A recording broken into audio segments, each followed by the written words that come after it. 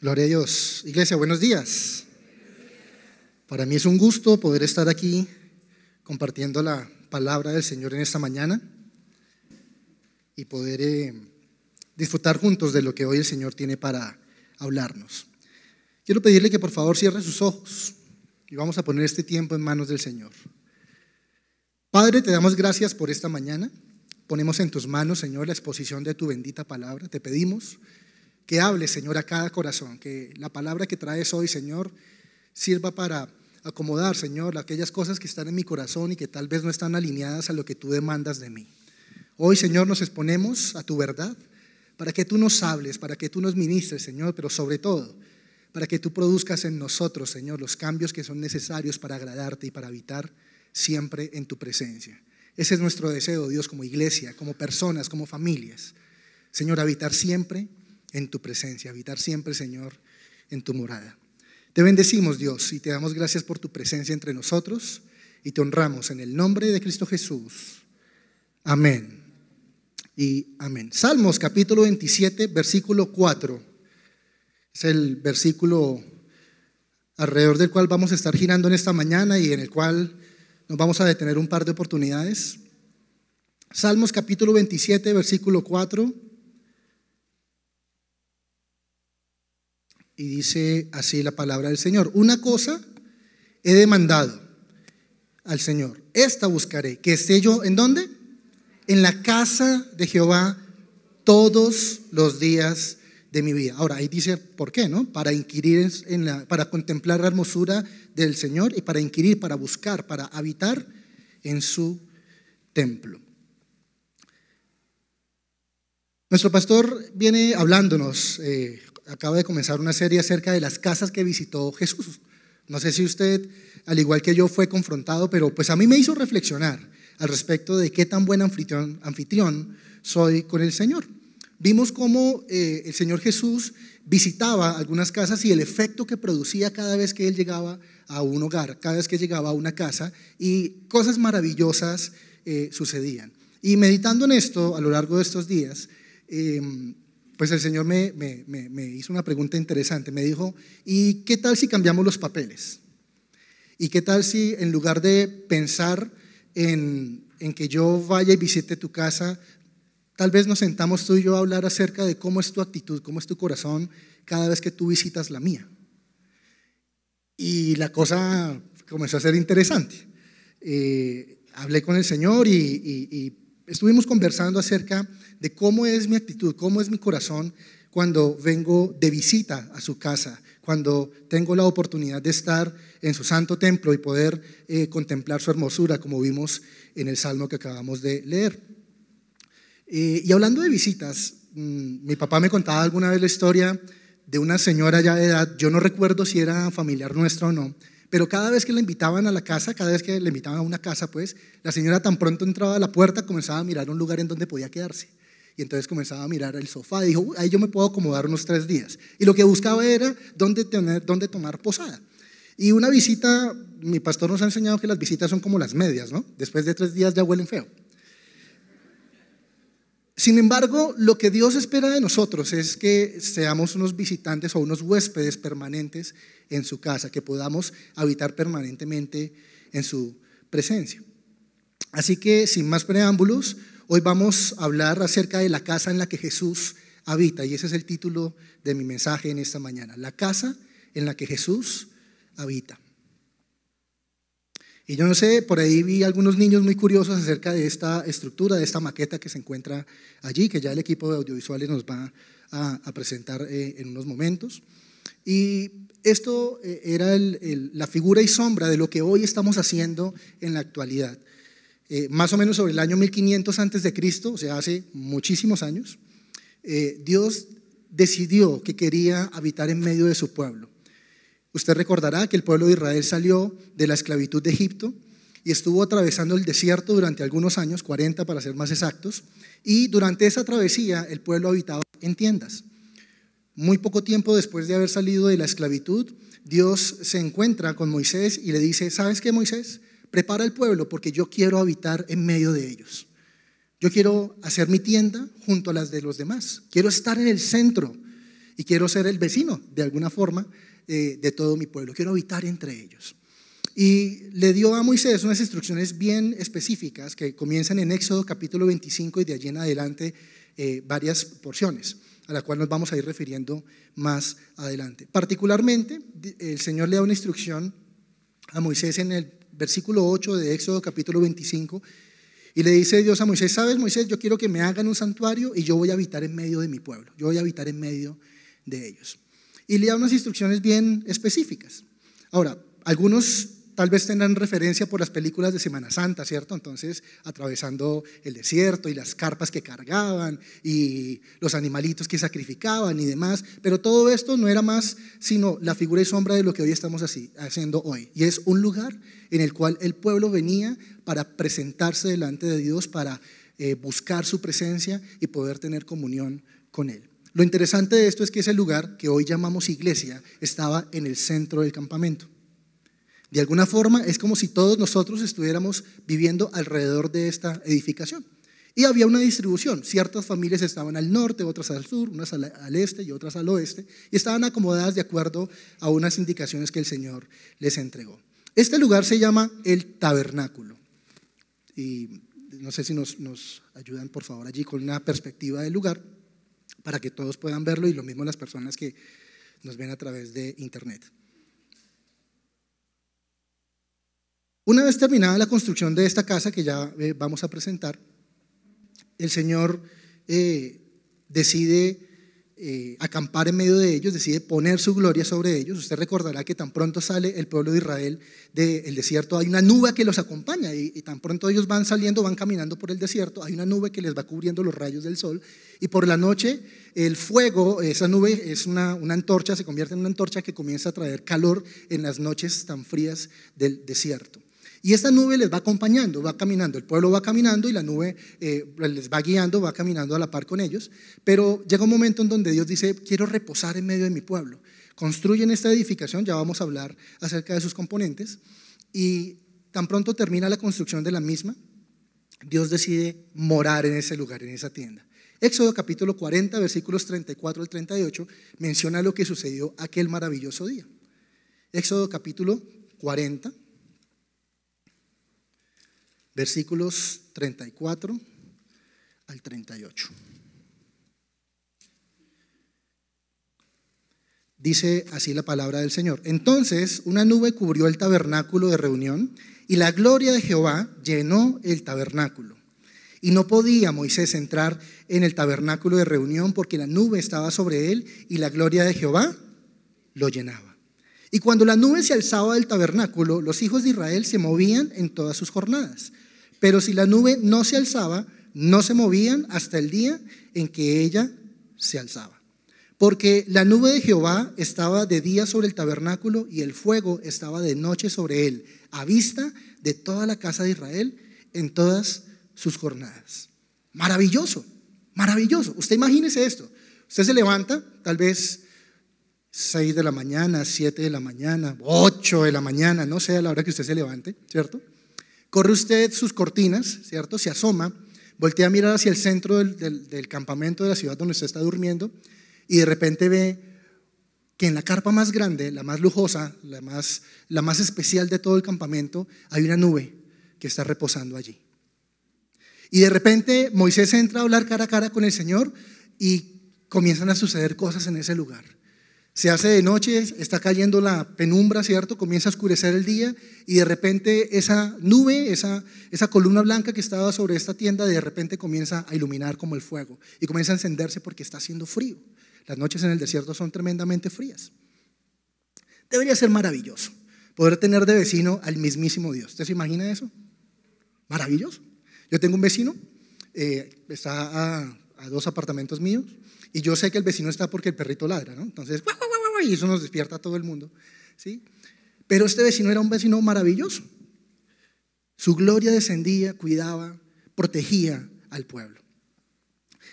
Esta tienda tenía algunas partes y a las cuales nos vamos a ir refiriendo más adelante, pero quiero mencionarles tal vez las 3 secciones más importantes de esta construcción. La parte externa, que está rodeada con una cortina, se conoce como el atrio o el patio público. En ella, pues eran los límites del lugar, eran los límites de la carpa, mediante la cual pues establecía cuál era pues el predio en el cual habitaba el lugar, el santuario, que es la carpa que ustedes ven al interior. En este atrio encontramos la puerta, que es la que vemos allí en colores, creo que es púrpura y azul, tal vez. Y dentro de esta zona pública, llamémosla, se encontraban el altar del sacrificio, que es es el primer altar que encontramos allí, tiene unos cuernos. Este altar era hecho en bronce y había una fuente, la fuente de bronce que estaba un poco más adelante, al lado de la entrada del tabernáculo. Entre otras cosas, esta maqueta que ustedes están viendo allí está hecha en escala 1:50, tratando de guardar las proporciones, y por eso tenemos allí a algunas personas que están habitando dentro del tabernáculo. La tienda interior, que ustedes ven allí con pieles de tejones y demás, se llama el santuario, y ese santuario está dividido en dos partes: el lugar santo y el lugar santísimo. Estaba hecho con piedras en oro, unas bases de plata para poder asentarlas sobre la arena, y en la parte exterior del lunto encontramos tres ornamentos o tres muebles en su interior: la mesa del pan, el candelabro de oro y el altar del incienso. Ahora vamos a hablar acerca de ellos más adelante. Y separando este lugar interno, había una habitación mucho más adentro que se llamaba el lugar santísimo, y estaba dividido por un velo de color púrpura, y allí en ese lugar santísimo, en esa habitación, casi que era la recámara de Dios, donde Dios posaba, y allí estaba el arca del pacto. Ustedes han escuchado hablar del arca del pacto, ¿cierto? En esa arca teníamos tres cosas: teníamos una copa con el maná, las tablas de la ley y la vara de Aarón. Ahí están. Encima, la tapa de encima se llama el propiciatorio, que tenía dos querubines encima. Sobre él se presentaba sacrificio una vez al año. De esto pues vamos a hablar más adelante. Bien, este era el diseño de Dios. Esto era lo que Dios tenía en mente para su pueblo, y es que el deseo de Él era habitar en medio de nosotros, que constantemente para donde Él se moviera, nosotros estuviéramos junto a Él. Para donde nosotros camináramos, Él estuviera siempre presente, que Él fuera el centro de todo lo que hacemos, que Él estuviera presente en cada pensamiento, en cada actividad, en cada proyecto, que Él fuera el primero en nuestras vidas. Y yo no sé usted, pero creo que ese deseo de Dios sigue siendo vigente hasta hoy. Ese sigue siendo el deseo de Dios para su pueblo, que Dios habite en medio de su pueblo. Sin embargo, este templo o esta tienda se estableció, se levantó, como les dije hace un momento, más o menos sobre el año 1500 antes de Cristo, y duró bajo esta estructura más o menos unos 450 años, a lo largo de los cuales pues muchas personas fueron a visitarlos. Y leyendo un poco acerca de ellos, quiero que hablemos acerca de cuatro tipos de personas, cuatro personajes que visitaron este lugar. Y mi intención esta mañana es que usted se identifique con alguno de ellos, que pueda escuchar, así como escuché yo, el desafío de parte de Dios cuando usted se clasifique en alguno de ellos. Cuando usted diga: sí, así me porto yo, sí, así soy yo como visitante en la casa del Señor, y pueda usted escuchar al Señor diciéndole: ok, entonces tenemos que hablar. Esta mañana vamos a ser desafiados para alcanzar otro nivel. Cuatro personajes que visitan la casa de Dios. El primero de ellos, vamos a hablar de el ausente. Y no es que vayamos a brindar por el ausente, pero sí vamos a orar que el año que viene esté presente. Vamos a buscar que esté. Y en su definición misma no sería un visitante, pues porque si está ausente pues no viene, ¿no? Pero hay personas que caen en esta clasificación. No es un visitante porque no entra, porque no viene a la casa de Dios, porque no asistía al tabernáculo en su momento, o no viene a la iglesia hoy en día, porque este tipo de personas consideran que no es necesario estar todo el tiempo en la casa de Dios o siquiera habitar en ella. Eso es de fanáticos, eso es de afiebrados.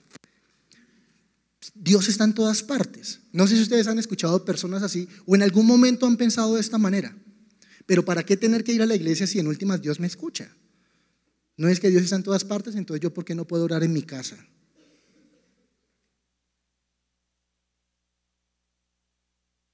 Y lamentablemente se privan de poder disfrutar de la compañía de Dios en su cotidianidad, en su vida diaria. Ahora, son personas que no visitan porque no consideran importante el estar en la presencia de Dios, no consideran importante visitarle o intimar con Él, pero sin embargo sí piden sus beneficios, sin embargo sí piden su intervención. Sin embargo, cuando van a ir a una entrevista de trabajo, Diosito, que esto me salga a mi favor. Cuando van a hacer el negocio, uy, Señor, es que, mejor dicho, si esta tú me la haces, vea, por esta, yo sí me vuelvo juicioso. Es decir, nunca visitan su casa, nunca tienen cercanía con Él, pero sí demandan de Él sus beneficios, sí demandan de Él su atención. Y de hecho se enojan si las cosas no salen como ellos esperan. Ahora, ¿será posible que Dios responda a la oración de alguien que ni siquiera se acerca a visitarle? Y muchas veces sí, y Dios contesta. No porque esté agradado, no porque esté contento con esta actitud del corazón, sino porque Dios en su misericordia y en su amor tiene cuidado de todos nosotros. Él tiene cuidado de ti y de mí. Veamos en las Escrituras a alguien que cumpla con este patrón. Y quiero presentarles hoy a Saúl, el rey Saúl, el ausente. Vamos a ver un bosquejo rápido acerca de la vida del rey Saúl. Usted lo tiene allí en su pantalla y están las citas bíblicas, no nos vamos a detener a leerlas, solamente quiero darle un bosquejo general de la vida de este hombre. En primero de Samuel, capítulos 9 y 10, nos muestra a un muchacho humilde y sencillo que va a hacerle un mandado a su papá. Su papá era una persona que tenía ciertas posesiones y se le perdieron unas burras. Entonces le dijo al hijo: mijo, vaya, búsqueme las burras porque se perdieron. Entonces él agarró un ayudante, y se fueron a buscarlas. Al cabo de 3 días las burras no aparecieron, no logró cumplir su cometido, pero se encontró con el profeta que lo ungió como rey. De alguna forma salió por burras y terminó coronado, terminó como rey. En los capítulos 11 al 15 del mismo primer libro de Samuel, está ya oficiando como rey, ya está en el cargo, y él presenta ofrendas a Dios sin ser el sacerdote. Ahora, interesante esto, y es que sacrifica animales, pero no lo hace en el tabernáculo, no lo hace en el templo, sino lo hace en un lugar externo. Obtiene victorias militares y desobedece al Señor un par de veces. Y ojo con esto, la Biblia relata que él fue desechado como rey. En los capítulos 16 al 26 persigue a David, quien lo butaqueó, quien Dios lo puso para que fuera el siguiente rey, y Saúl lo persigue con el ánimo de matarlo. Y en los capítulos 27 al 28 lamentablemente se muestra ya el ocaso de su vida y su muerte a mano de sus enemigos. Un panorama general de la vida de este hombre. Lo interesante de todo esto es que usted se pone a revisar la historia del rey Saúl, que se encuentra relatado en este primer libro de Samuel, y yo no encontré, tal vez si usted lo encontró, hágamelo saber, pero yo no encontré un episodio en donde Saúl, siendo rey, haya visitado la casa de Dios. Fue Dios quien lo ungió a través del profeta Samuel como rey. Fue Dios quien le dio el encargo, pero no hay un registro bíblico en donde Saúl asista a la casa de Dios a buscar dirección. Por el contrario, como es el rey, entonces dispone del oficio del tabernáculo. Entonces le dice a los sacerdotes: tráigame el arca porque necesito consultar a Dios. Sacerdote, venga porque necesito que usted ore por mí. Y todos: tráigame, hágame, búsqueme, ayúdeme y esté a mi servicio, porque soy el rey. ¿Cómo se sentiría usted si preparara su casa porque vino a almorzar, porque invitó a almorzar a alguien a quien aprecia mucho, y ese invitado, en lugar de asistir a su casa, le deja todo servido? No contento con esto, manda a recoger el almuerzo y ni siquiera le manda a decir que gracias. ¿Cómo se sentiría usted como anfitrión? Lamentable, terrible. Y este era el caso de Saúl. Alguien que sí quería los beneficios de parte de Dios, pero que no estimaba importante pasar tiempo en su presencia, habitar en Él, habitar con Él, escuchar su voz, escuchar su dirección. Que otros oren y que vengan y me cuenten. Que otros busquen a Dios y que oren por mí. Oración 7 y 14 los sábados en la mañana, no vale la pena. El llamado a esta persona ausente es a que se presente y comience a disfrutar de la comunión no solo con Dios mismo, sino con la familia de la fe, quienes somos edificados a través de la obra santificadora del Espíritu Santo en nuestras vidas. Y esto lo hace a través de la puerta, el lugar de acceso a la casa de Dios. Cuando usted revisa las Escrituras va a encontrar que cada una de las partes de este tabernáculo nos hablan permanentemente acerca de Jesús.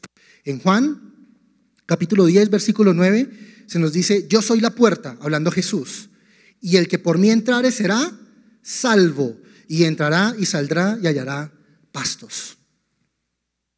Juan capítulo 10, versículo 9, yo soy la puerta, y el que por mí entrare será salvo, y entrará y saldrá y hallará pastos. El llamado para esta persona es a que entre a la casa de Dios, pero que entre a través de Jesucristo, que tenga una relación personal con Él, que decida poner en orden su vida, que decida entrar por sus atrios con alabanza y poder encontrarse con la bendición de vivir junto al Señor. Hablemos de nuestro segundo visitante.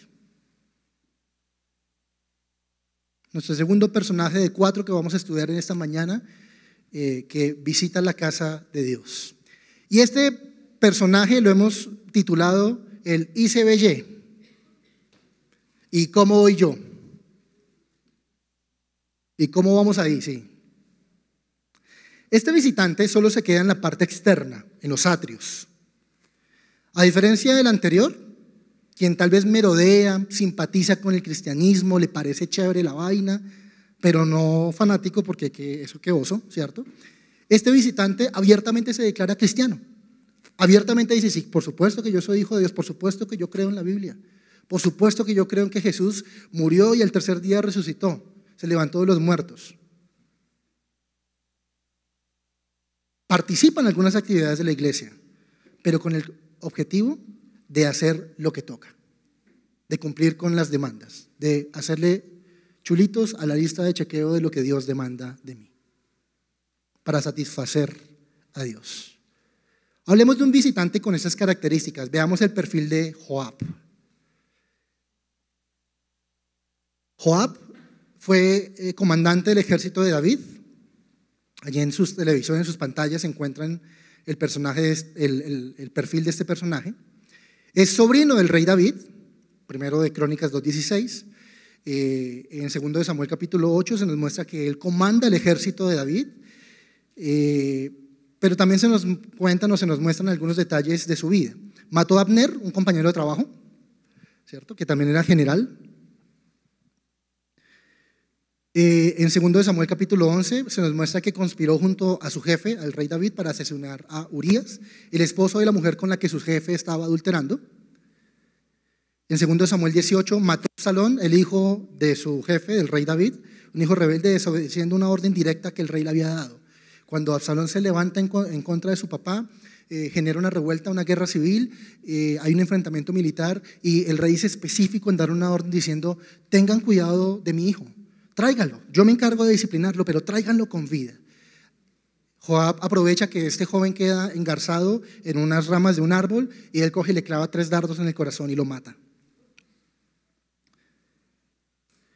No contento con esto, le llega la noticia a su papá, 2 Samuel 19, del 1 al 8, y como es natural, su papá llora por la muerte de su hijo y este considerado amigo lo regaña, diciéndole que deje de llorar por el que era su enemigo. Antes debería estar contento porque Dios lo libró de semejante maldad, siendo indolente con la situación de David.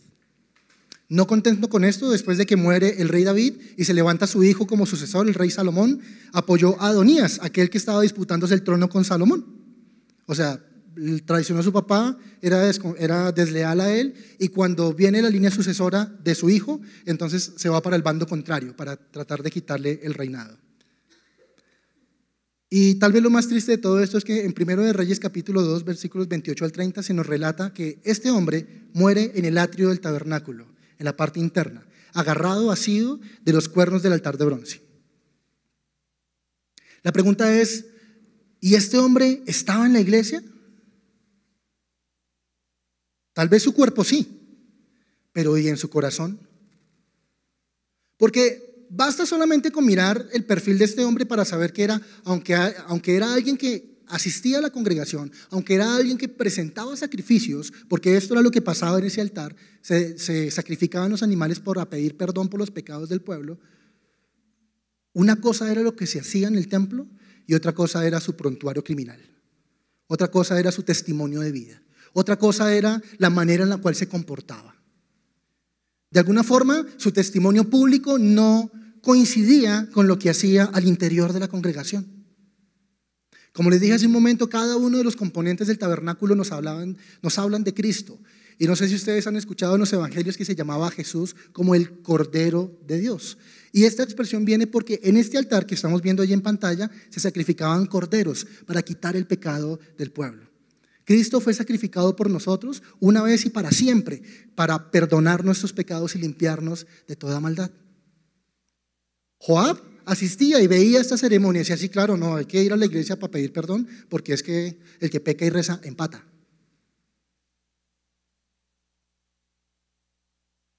¿Qué tendríamos que decirle a este hombre que tiene una vida en el atrio? Una vida en el atrio, una vida en el altar es una vida de ciclos repetitivos. Peco y busco misericordia. Y otra vez vuelvo y peco y otra vez pido perdón. Y una vez más peco y como yo sé que Dios me perdona, pues una vez más pido perdón. La pregunta es, ¿avanza? ¿Crece en su caminar con Dios? ¿Tiene una vida de alguien que se haga llamar cristiano?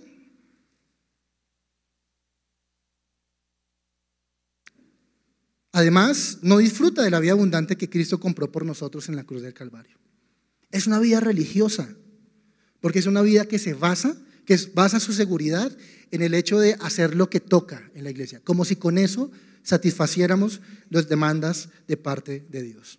Tal vez son personas que están en la congregación y que asisten y hasta ponen cuidado en la prédica o cantan o levantan las manos en la alabanza, pero ¿y qué de su testimonio?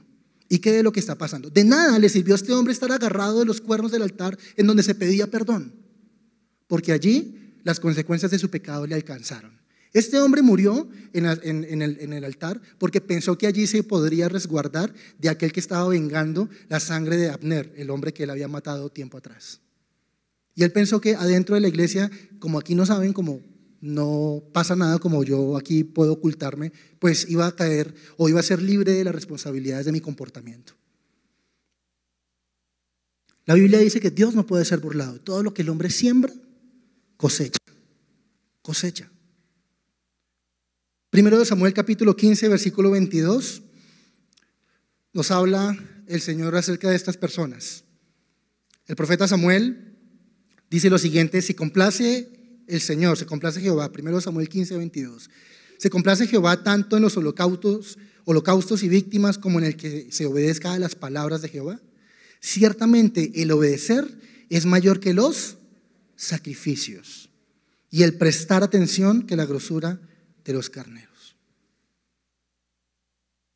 No basta solamente con que usted venga y tome la comunión, tome la Santa Cena.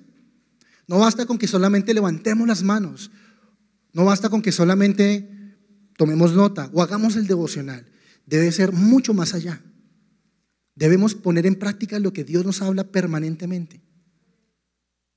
¿Cómo se sentiría usted si, hablando de este invitado de hace un momento, ¿cierto? Al que usted ha estado invitando para que venga y almuerce, acepta asistir a su casa, pero solo para ver qué obtiene de parte suya?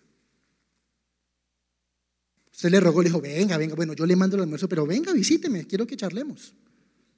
Y dice, bueno, yo voy, pero ¿y qué hay? ¿Qué es el almuerzo hoy? Para ver si voy o no. ¿Cómo se sentiría usted como anfitrión? Y saben, muchas veces yo me he comportado así con el Señor. Ok, Señor, yo te voy a hacer caso, pero contesta mi oración. Está bien, Dios, yo voy a asistir los sábados a las 7:14 a la oración, con tal de que tú contestes el deseo de mi corazón. Y creo que es una motivación incorrecta. Dios me habló al corazón y me dijo, no, hijo, de eso no se trata. No se trata de que sea un pulso a ver si tú me convences de hacer lo que tú quieres o no. Se trata de que tú obedezcas mi palabra. El llamado a este visitante religioso es al genuino arrepentimiento, que deje de jugar a la iglesia y comience a producir frutos dignos de arrepentimiento. Porque no se trata de que cada vez que la embarro, yo cierro mis ojos y papito Dios, perdóname porque fallé y ya, sino que realmente comience a caminar en la dirección correcta. En el tabernáculo encontramos el altar del sacrificio donde se pedía perdón, pero más adelante estaba la fuente de bronce, que estaba a la puerta del santuario.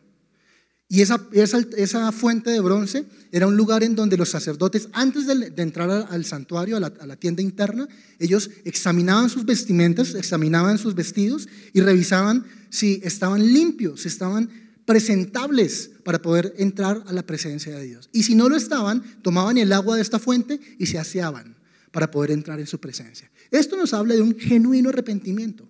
Esto nos habla acerca de cuidar lo que yo hago. ¿Cómo me voy a presentar a Dios con estos labios si yo no tengo cuidado en la forma en la que yo hablo? ¿Cómo voy a bendecir a Dios con la misma boca con la que maldigo a mis hermanos? ¿Cómo me voy a presentar delante de Dios así?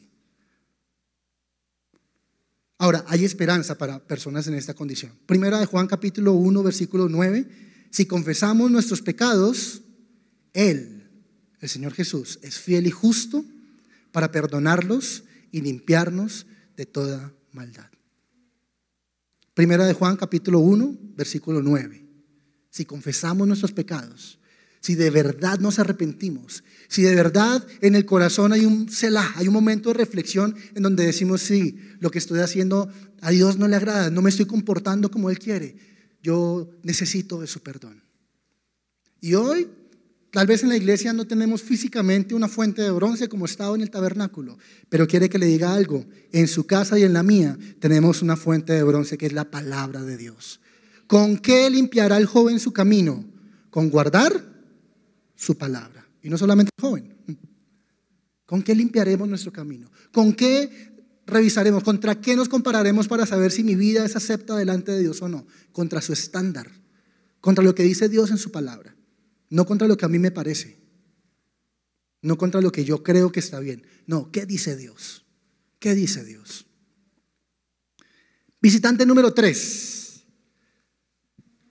de 4 personajes que frecuentan o visitan la casa de Dios. El intermitente. Y no porque vaya solamente en Navidad, pero más o menos. El intermitente. Este visitante, a diferencia de los 2 anteriores, entra al santuario, a la parte interna, a la tienda que ya nos van a mostrar allí en la cámara. Pero solamente se queda en el lugar santo. No solamente participa en las actividades de la iglesia, como lo hace el que se queda en los atrios, sino que además tiene la posibilidad de poner al servicio de Dios sus dones y sus talentos, tanto en la iglesia como en su vida cotidiana. Sin embargo, este hombre no es constante, este personaje no es constante. Ha comenzado a disfrutar de los beneficios de tener una relación cercana con Dios, pero limita su experiencia con Él. Limita su experiencia con Él y no va más allá. No sé si lo podemos poner desde arriba. Perfecto. Se queda en el lugar santo y no va más allá. Conoce al Señor. De alguna forma participa, pero no va más allá.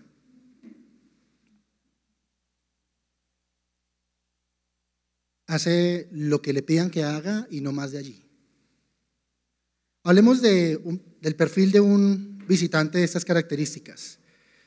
Hablemos del sacerdote Elí. De él nuestro pastor nos estuvo hablando hace un par de domingos.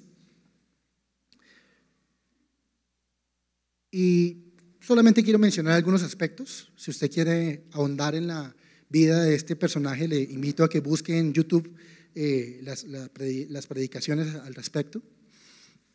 Pero veamos un perfil de Elí el intermitente. En 1 Samuel capítulo 1 versículo 9 se nos muestra que él es el sumo sacerdote, es decir, él tiene la posibilidad no solamente de estar en el lugar santo, sino de acceder al lugar santísimo. Más adelante vamos a hablar de esto. En el capítulo 4, versículo 18, se nos menciona que él duró 40 años ejerciendo su ministerio, ejerciendo como sacerdote. En los versículos 12 al 18 del capítulo 1 se nos muestra que él bendice a Ana, la mamá de Samuel, y la bendice, ora por ella o intercede a favor de ella, y Dios obra un milagro a través de su vida, tremendo. No solamente estaba en la iglesia sirviendo, ¿cierto? No solamente hacía parte seguramente del liderazgo, del servicio, sino que Dios obraba milagros a través de él. Bendijo a una mujer que era estéril y al cabo de un año ya la mujer tenía a un hijo en sus brazos. Del versículo 19 del capítulo 1 al capítulo 2, versículo 21, se nos muestra que Dios obra este milagro que les cuento. Nace Samuel y él lo cría en el tabernáculo. Este niño, Samuel, de quien vamos a hablar más adelante, lo dedicaron, lo consagraron al Señor y lo dejaron en el tabernáculo al cuidado de Elí.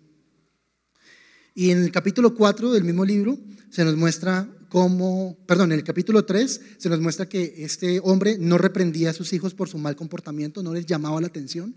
Y en el capítulo 4 se nos muestra algo lamentable, y es que el mismo día que él muere, sus 2 hijos también mueren con él. Ahora, reflexionemos acerca de la vida de este hombre. Por ser el sumo sacerdote, como les dije hace un momento, él tenía el privilegio de tener acceso al lugar santísimo. Como les dije al comienzo, en el libro de Éxodo, capítulos 25 en adelante, no solamente Dios daba las instrucciones de la construcción de este lugar, sino además las reglas de juego. ¿Quién hacía qué en cada lugar, en cada espacio?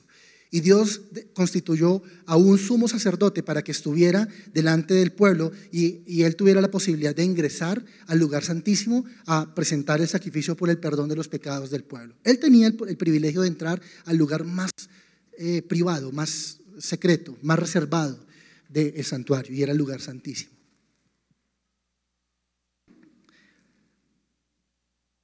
Este hombre tenía una vida ministerial larga, ¿cierto? Y ya estaba disfrutando de la bendición de servir al Señor, porque en este lugar santo encontramos 3 artículos interesantes. Me voy a referir ahora a 2. Estaba la mesa de los panes y el candelabro. Y en la mesa de los panes, este pan que se presentaba allí junto con la carne que se asaba afuera del sacrificio era para que los sacerdotes comieran y se mantuvieran. Así que de alguna manera este hombre no solamente conocía a Dios, no solamente buscaba estar cerca de él, sino que adicionalmente ya vivía o ya disfrutaba de sus beneficios, disfrutaba de la posibilidad que tenía de ser sustentado por Dios.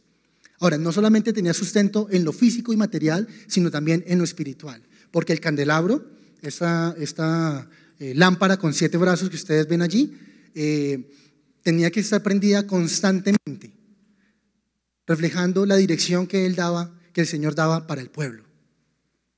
Elí tenía el privilegio de poder ministrar al pueblo, de poder estar al servicio, y no solamente esto, sino de poder ser guiado directamente por la mano de Dios. El sumo sacerdote tenía acceso al lugar santísimo, en donde escuchaba la voz de Dios, en donde Dios hablaba con él. La pregunta es, si Elí tenía este privilegio, ¿por qué no hacía lo correcto delante de Dios? En 1 Samuel capítulo 3, versículos 1 al 3, se nos muestra que Samuel, este niño del que les hablo, servía al Señor en presencia del sacerdote Elí. En aquellos días escaseaba la palabra de Jehová y no eran frecuentes las visiones. Pregunta, ¿por qué escaseaban si había un sacerdote que accedía al lugar santísimo y tenía la posibilidad de escuchar directamente la voz de Dios? Él tenía la oportunidad de escuchar a Dios, de conversar con él, de preguntarle, decirle: hey Dios, lo que estoy haciendo, ¿te gusta o no te gusta? ¿Qué hacemos? ¿Qué decisiones tomamos? Y aún así la Biblia refleja, 1 Samuel capítulo 3, que en esos días no eran frecuentes las visiones. Un día estaba Elí acostado, versículo 2 de 1 Samuel 3, estaba acostado en su aposento cuando sus ojos comenzaban a oscurecerse, de modo que él ya no podía ver, se estaba quedando ciego por la edad. Versículo 3 dice la Biblia: Samuel estaba durmiendo en el templo de Jehová, donde se encontraba el arca de Dios. Y antes que la lámpara de Dios fuera apagada, Jehová llamó a Samuel.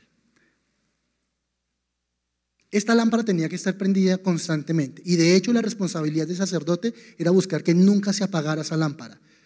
Interesante que la Biblia mencione que estaba a punto de apagarse bajo la guardia de Elí. ¿Por qué habría de apagarse si ese era su llamado? Sencillo. La lámpara de nuestras vidas, la lámpara de la comunión con Dios en nuestras vidas se apaga cuando yo comienzo a enfocarme en lo que hago en lugar de mi relación con Dios. Este tipo de personas creen que con el hacer cosas para Dios es suficiente. El estar en el servicio, haciendo algo, predicándole a alguien, compartiéndole a alguien, liderando un grupo fuente, enseñándole a los niños, es suficiente. Pero no.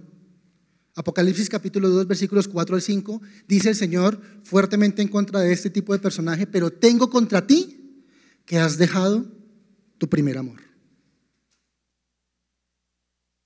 Apocalipsis capítulo 2, versículos 4 al 5. Tengo contra ti que has dejado tu primer amor. Y quiero decirles que en algún tiempo yo fui un visitante intermitente. Estuve enfocado en lo que tenía que hacer, corriendo de un lado para otro, tratando de que las cosas en la iglesia, en el santuario, funcionaran de manera correcta. Pero me di cuenta que mientras más me esforzaba para que las cosas funcionaran, mi corazón estaba más lejos de Dios. Yo tuve que volver en amistad con el Señor y decirle: Señor, perdóname. Perdóname porque pensé que con hacer cosas para ti era lo mismo que tener una relación contigo. Pensé que con servirte era lo mismo que buscarte. Y son cosas totalmente diferentes. ¿Cómo se sentiría usted si este personaje que usted invitó, ¿cierto? El que le rogó y que bueno, está bien, llegó, y que además de preguntarle que había almuerzo, y bueno, usted de todas formas lo consintió, llega a su casa y usted con el ánimo de conocerle, de compartir con él, y él llega solamente a hablarle de trabajo? Usted anhelaba encontrarse con este hombre, usted anhelaba poder compartir con su invitado, pero tan pronto llega a su casa lo único que hace es hablarle de trabajo, de las cosas que hay que hacer. ¿Cómo se sentiría usted?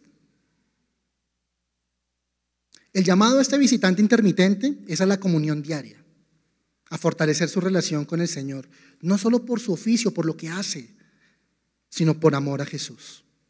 Recuerden que este año es el año y es un año de tener una adoración exuberante, presentando alabanza diaria, como lo hacían los sacerdotes en el tercer mueble de los que hablamos allí, y era el altar del incienso, que justamente estaba frente al velo que dividía las dos secciones, del lugar santo al lugar santísimo. Lo que le permitía a este hombre poder atravesar era la alabanza, la adoración que presentaba diariamente. La pregunta es: ¿y cómo está tu relación con Dios? ¿Y si presentas un sacrificio de alabanza permanente para poder inquirir en su templo, en su presencia? El Señor Jesús lo dijo de esta manera en Juan capítulo 4, versículos 23 al 24. Juan capítulo 4, versículos 23 al 24. Pero la hora viene, y ahora es, cuando los verdaderos adoradores adorarán al Padre. ¿De qué forma? En espíritu y en verdad. Porque también el Padre tales adoradores busca que lo adoren. Versículo 24, Dios es espíritu, y los que lo adoran en espíritu y en verdad es necesario que le adoren. Último visitante, último personaje. Y vamos a hablar de el huésped. El huésped. Huésped, el habitante, el que se hospeda. Y este corresponde a la descripción de la viejita que les conté al comienzo. Llegó a la casa, buscó dónde quedarse y se quedó ahí. Y si somos sinceros, realmente no cumple con la definición de visitante, porque un visitante pasa algún tiempo y se va. Pero no, este hombre, este personaje, decidió quedarse a habitar en su presencia permanentemente, en estrecha comunión con Dios. No escatima esfuerzos para tener una relación íntima con Él, para disfrutar de su presencia, y nunca le parece suficiente. Siempre anhela más de su presencia. ¿Cuántos huéspedes hay hoy aquí? Uy, está bajito ese amén. Déjeme presentarle un perfil de un huésped y hablemos del joven Samuel. Y le voy a dar algunos datos interesantes que me sorprendieron al estudiar la vida de este muchacho. Primero, Samuel capítulo 1, versículo 1 nos menciona que era de la tribu de Efraín, era un descendiente de la tribu de Efraín. En el mismo capítulo 1 encontramos que él fue dedicado al servicio en la casa de Dios desde niño hasta que murió. ¿Recuerdan que les hablé del milagro que sucedió para su mamá? Entonces la mamá tiene el bebé y él lo consagra al servicio desde niño, desde muy niño. Tan pronto tenía la edad suficiente para valerse por sí mismo, fue dejado en el templo. Ahora, no solamente servía en la casa de Dios, sino que fue más allá, a diferencia de Elí. En el capítulo 7 de 1 de Samuel se nos muestra que lidera a los israelitas como juez. Es decir, no solamente estaba pendiente de la situación espiritual del pueblo, sino que además también dirimía asuntos legales. También estaba aconsejando, liderando a la nación en aspectos jurídicos. En el capítulo 9 se nos muestra que desarrolla su ministerio como profeta, es decir, cumple con el ministerio con el propósito de traer el mensaje al pueblo, de hablarle al pueblo de parte de Dios. No contento con esto, en el capítulo 10 unge a Saúl como rey de Israel. En el capítulo 15 reprende en varias ocasiones a Saúl por su desobediencia y anuncia su relevo. Y en el capítulo 16 unge a David como rey. Y de allí en adelante hay cantidad de sucesos más en la vida de este joven. Ahora, interesante lo siguiente. Samuel no era levita. ¿De qué tribu era Samuel? De Efraín. En Éxodo capítulo 25, cuando se estableció el tabernáculo, Dios habló y dio una instrucción diciendo que los únicos que podían entrar al lugar santo y al lugar santísimo eran los descendientes de Leví.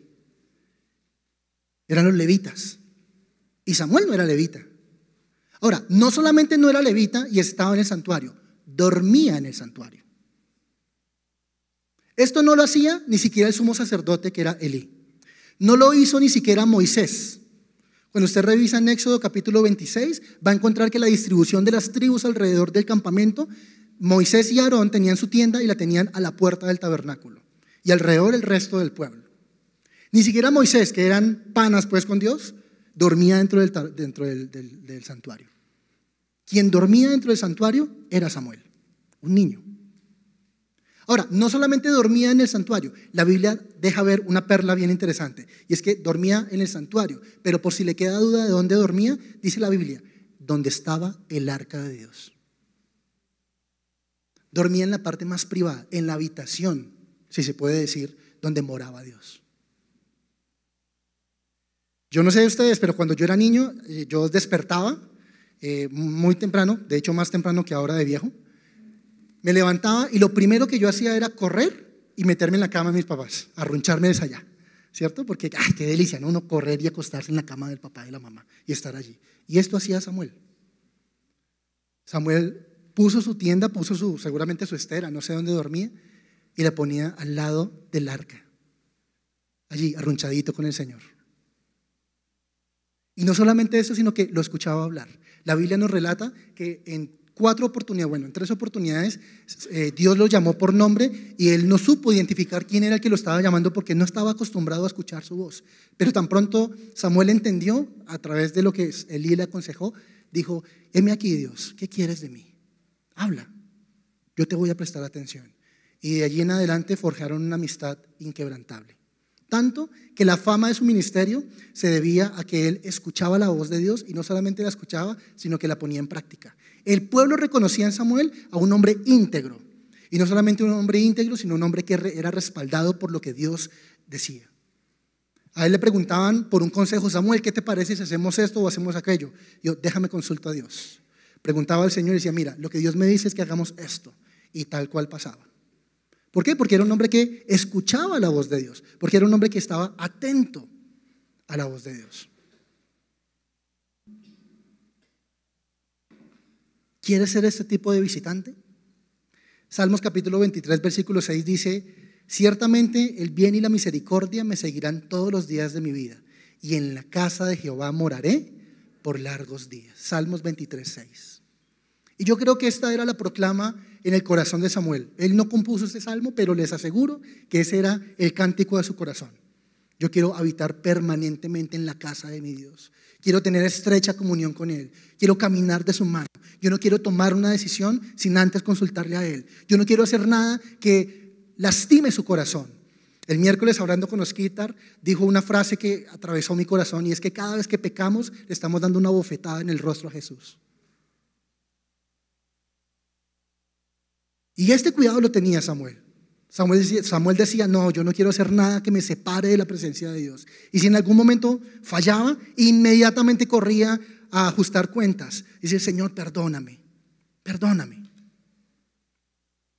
El llamado a este visitante, porque también hay un desafío para un visitante de este tipo, es a permanecer, a conocer más profundamente al Señor, a ser un modelo a seguir para los demás y a contribuir con el establecimiento del reino de Dios en la tierra, así como lo hizo Samuel. Porque ¿de qué sirve tener una comunión íntima y estrecha con Dios un día, una semana o un año? ¿De qué sirve? Samuel, a lo largo de su vida, mantuvo la presencia de Dios sobre él, y no solamente la mantuvo sobre él, sino que fue de influencia sobre los que estaban a su alrededor, y ayudó para que otros conocieran al Señor. El llamado para este visitante es que mantenga una relación cara a cara con Dios, así como Samuel hablaba con Dios en el lugar santísimo. Jesús lo dijo de esta manera en Juan capítulo 17, versículo 3. Esta es la vida eterna, que te conozcan a ti, el único Dios verdadero, y a Jesucristo, a quien has enviado.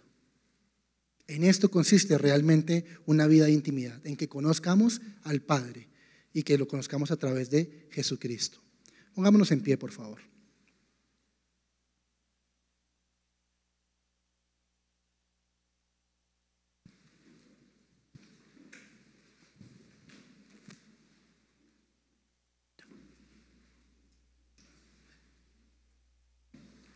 Y quiero pedirle, mientras que usted se prepara para el tiempo de la administración, que cierre sus ojos allí por un momento y pueda usted reflexionar acerca de estos 4 tipos de visitantes.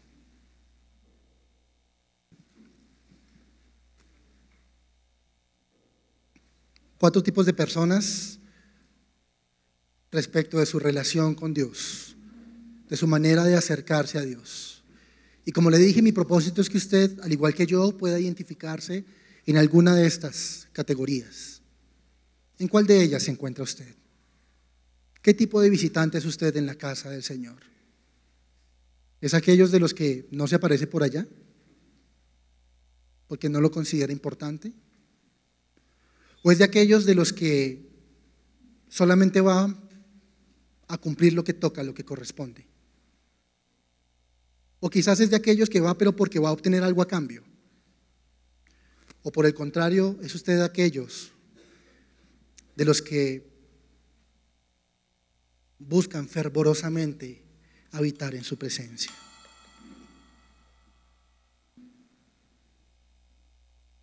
Iglesia, este es el deseo de Dios para nosotros, que Él habite en el centro de nuestros corazones, en el centro de nuestras familias.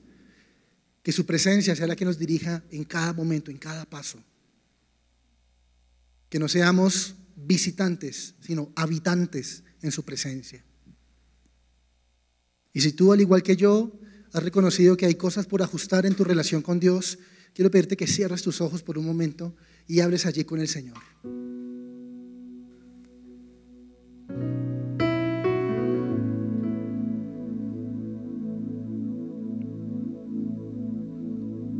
Ezequiel capítulo 36, versículos 25 al 27 dice: esparciré sobre ustedes agua limpia y serán purificados de sus impurezas, y todos sus ídolos los limpiaré. Les daré un corazón nuevo y pondré un espíritu nuevo dentro de ustedes. Quitaré de ustedes el corazón de piedra y les daré un corazón de carne. Pondré dentro de ustedes mi espíritu y haré que andes en mis estatutos y que guardes mis preceptos y los pongas por obra. Señor, hoy apelamos a tu misericordia. Hoy nos presentamos delante de ti, Señor, reconociendo que te necesitamos. Reconociendo, Señor, que tal vez yo he sido como el ausente de estos 4 hombres o mujeres. Aquel que no estima necesario el orar, el buscarte, el tener comunión contigo, Señor. Pero ante la primera necesidad sí nos acordamos de ti. Tal vez de vez en cuando asisto a la iglesia, pero asisto porque necesito un favor tuyo, porque necesito un trabajo, Señor, porque necesito que sanes a mi familia o a mí, que hagas un milagro en mi economía, que proveas. que abras una puerta que he estado esperando, Señor. Pero tan pronto respondes, doy la espalda, Señor. Perdóname. Perdóname, Señor, por ser indiferente ante tus lazos de amor, ante tu llamado, Señor, que constantemente haces a mi corazón. Tu palabra dice: he aquí, yo estoy a la puerta y llamo. Si alguno oye mi voz y abre la puerta, yo entraré en él, cenaré con él y él conmigo. Y si esta es tu situación, iglesia, aprovecha que hoy Dios una vez más está llamando a la puerta de tu corazón. Una vez más está golpeando a las puertas de tu corazón, diciéndote: hijo, hija, vuelve en amistad conmigo. Vuelve en amistad conmigo. Escribamos una nueva historia de aquí en adelante. Estoy dispuesto a perdonarte, pero lo que espero de ti es que te arrepientas. Y este es el llamado para los segundos personajes de esta mañana.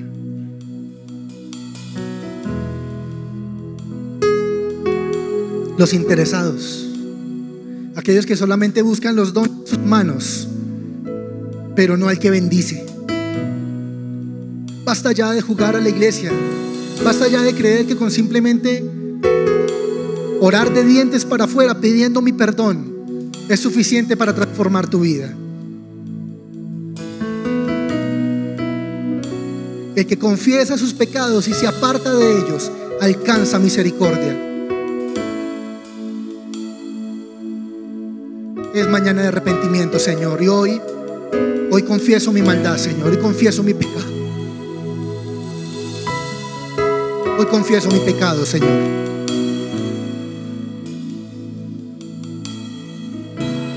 Te pido que me perdones, Dios, porque solamente he estado buscando tu bendición y no he buscado tener una relación contigo. Perdóname, Señor, porque he tenido en poco el llamado que me haces a la santidad, a la integridad, Señor, a ser un hombre y una mujer de valor, a caminar, Señor, portando tu presencia. He tenido en poco, Señor, el hecho de hacerme llamar cristiano, pero con mis actos, Señor, demostrar todo lo contrario. Perdóname, perdóname, Señor.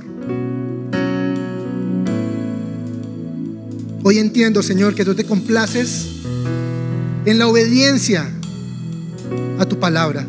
Perdóname.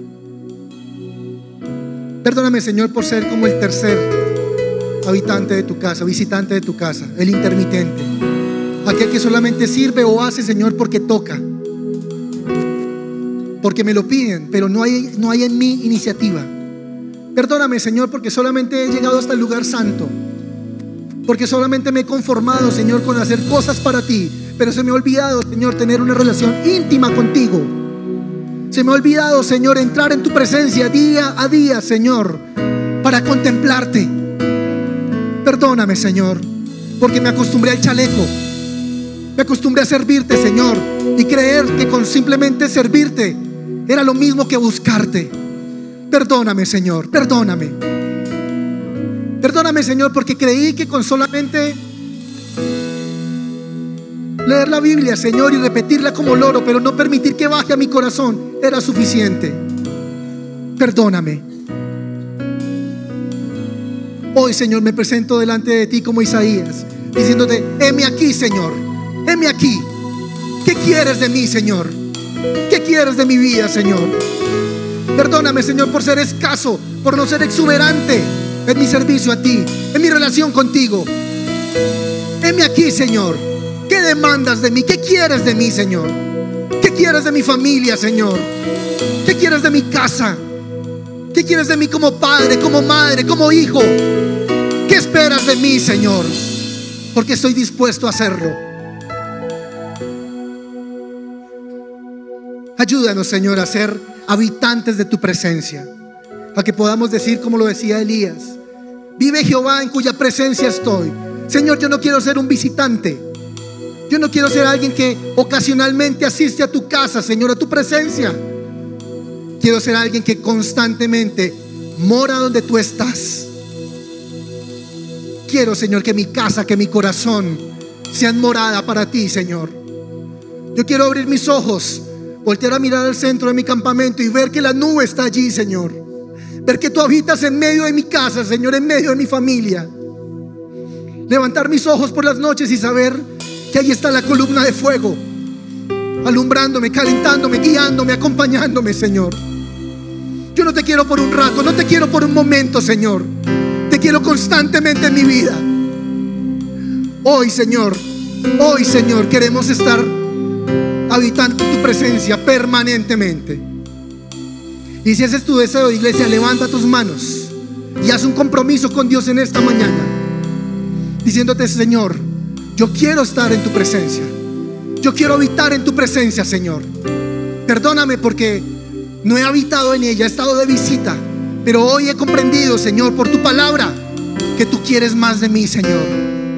Hoy acepto el desafío, hoy acepto el llamado tuyo, Señor, a buscarte, a hacerte el primero en mi vida y en mi corazón. Perdóname, Señor, porque he permitido que otras cosas ocupen el primer lugar en mi vida. Pero hoy te entrego mi corazón, hoy te entrego mi vida, te entrego mis sueños, te entrego todo lo que soy, Señor. Mi tiempo, mi descanso si es necesario. Te entrego mis domingos, pero también mis sábados, los lunes, los martes, toda la semana. Te entrego mi vida, Señor, y mi día entero a ti. No te quiero solamente un rato, de domingo a domingo, de 10 a 12. No, yo te quiero en mi vida permanentemente, Señor. Hoy nos comprometemos contigo, Señor, a buscarte y a hacer morada, Señor, donde tú habitas. Una cosa he demandado a Jehová, y esta buscaré, que esté yo en la casa de Jehová todos los días de mi vida.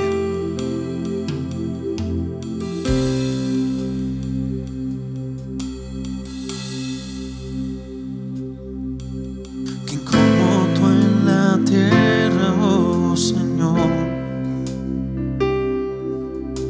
Hermoso e inigualable es tu valor,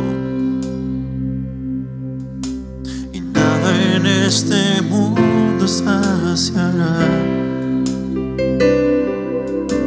Jesús, tu copa nos sacará.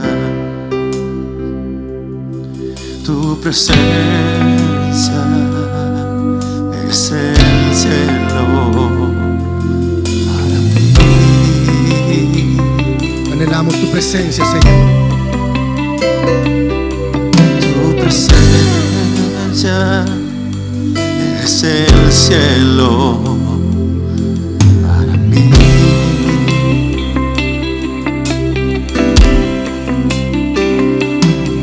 Tu presencia es el cielo para mí.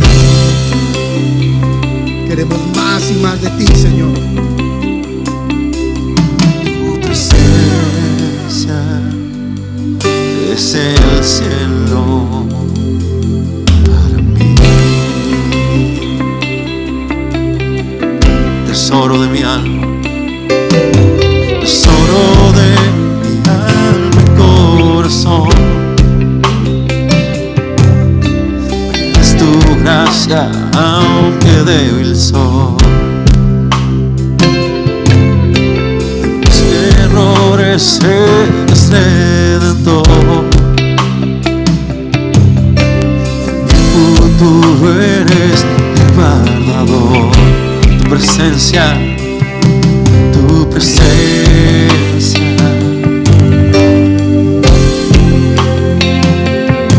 para mí.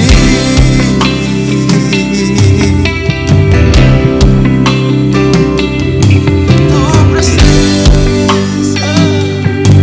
es el cielo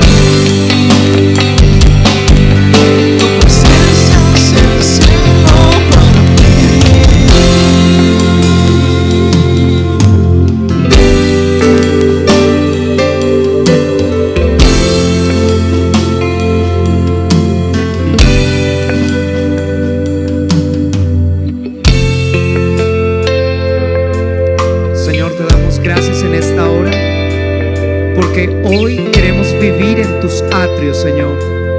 No queremos ser ausentes ni interesados. No queremos vivir solamente pensando que lo que hacemos es suficiente. Queremos vivir aún más allá, Señor. Así que en esta hora, Señor, doblego mi carne y te pido, Señor, ayúdame a vivir en el lugar santísimo. Que el común denominador de mi vida sea vivir en tu presencia, Dios. Que tu presencia sea lo más grandioso en mí, que sea mi prioridad. Que yo pueda vivir en tu presencia, Dios. En tu presencia, Jesús.